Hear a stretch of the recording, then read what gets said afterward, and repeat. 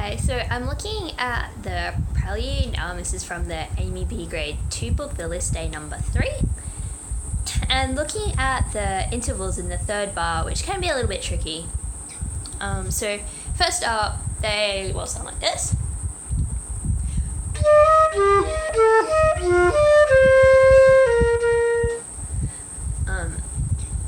And so I'm going to discuss a couple of different ways that you can practice these. The first one is to change the rhythm. So I might play it.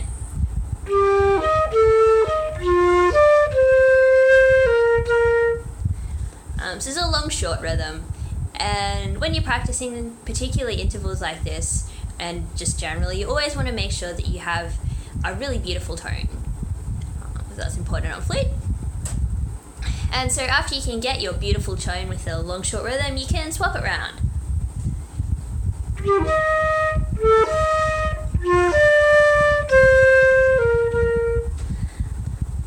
And so you always need to make sure, again, that you have the nice tone, particularly on the first note, that you can hear that very clearly, even though it is shorter. The second way to practice it is to work your way backwards. So starting from the last interval.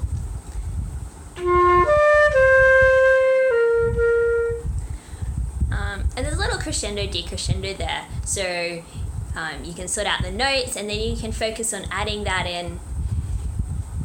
And once you've got that working really nicely, we go to the next one.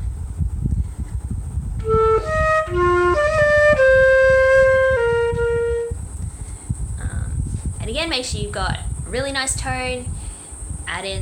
Keep adding, working on your crescendo, decrescendo there, and eventually work your way back to the first lot of quavers.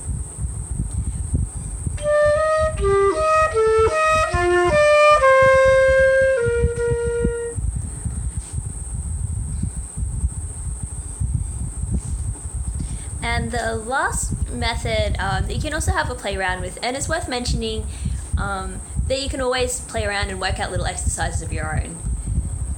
And so the last method I was going to mention was to take the lower note of the interval and take it up an octave. So it'll now sound like.